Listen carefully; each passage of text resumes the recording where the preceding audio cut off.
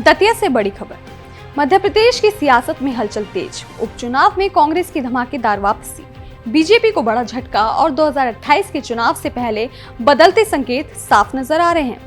Datia seat पर कांग्रेस उम्मीदवार घनश्याम सिंह ने शानदार जीत दर्ज की है। 6000 से ज्यादा वोटों से बीजेपी उम्मीदवार आशुतोष तिवारी को हराया। शुरुआती रुझानों में बीजेपी आगे थी, लेकिन जैसे जैसे गिनती बढ़ी, तस्वीर पलट गई।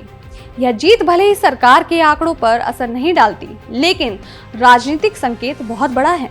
बीजेपी के लिए यह हार चिंता बढ़ाने वाली है, जबकि कांग्रेस इसे मनोबल बढ़ाने वाली जीत के तौर पर देख रही है। और इसी बड़ी खबर के साथ मैं राधिका जुयाल आपके साथ, और आप देख रहे हैं न्यूज स्टेट का डिजिटल प्लेटफॉर्म। दतिया की यह जीत कई मायनों में खास मानी जा रही है। एक तरफ बीजेपी ने नया चेहरा उतारा, तो दूसरी तरफ कांग्रेस ने अनुभव पर भरोसा जताया और आखिरकार अनुभव भारी पड़ गया। चुनाव में कुल 71.44% वोटिंग हुई, जो बताती है कि जनता ने इस उपचुनाव को गंभीरता से लिया। इस मुकाबले में केवल बीजेपी और कांग्रेस ही नहीं, बल्कि अन्य उम्मीदवार भी मैदान में थे, लेकिन असली टक्कर दो ही दलों के बीच रही। शुरुआती बढ़त के बाद बीजेपी का पिछड़ना कई सवाल खड़े कर रहा है। क्या संगठन कमजोर पड़ गया या रणनीति में कहीं चूक हुई? वहीं कांग्रेस की जीत ने यह संकेत दिया है कि पार्टी अभी भी जमीन पर लड़ने की ताकत रखती है। हालांकि यह जीत जितनी बड़ी दिख रही है, उतनी ही आसान नहीं थी, क्योंकि अंदर ही अंदर कांग्रेस में खींचतान भी जारी थी। दरअसल उपचुनाव की जड़ में ही विवाद छिपा है। 2023 में कांग्रेस के टिकट पर जीते राजेंद्र भारती की सदस्यता एक पुराने मामले में सजा मिलने के बाद खत्म हो गई थी, जिसके कारण यह सीट खाली हुई। भारती खुद चुनाव नहीं लड़ सके, लेकिन उन्होंने अपनी ही पार्टी के उम्मीदवार पर गंभीर आरोप लगाया। उन्होंने घनश्याम सिंह पर बीजेपी से मिलकर चुनाव लड़ने तक की बात कही।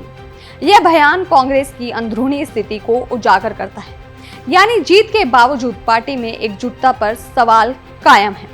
दूसरी तरफ बीजेपी ने भी बड़ा दांव खेलते हुए पूर्व गृह मंत्री को टिकट नहीं दिया और नए चेहरे पर भरोसा किया, लेकिन यह प्रयोग असफल रहा।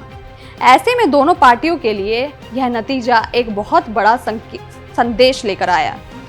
अगर बड़े सियासी परिप्रेक्ष्य में देखें तो यह उपचुनाव 2028 विधानसभा चुनाव का एक ट्रेलर माना जा रहा है। 2023 में बीजेपी ने प्रचंड बहुमत से सरकार बनाई थी और मोहन यादव को मुख्यमंत्री बनाया गया था। अब आने वाले चुनाव में उनकी असली परीक्षा होगी। वहीं कांग्रेस इस जीत के जरिए वापसी का रास्ता तलाश रही है, लेकिन उसे अपनी अंदरूनी कलह भी खत्म करनी होगी।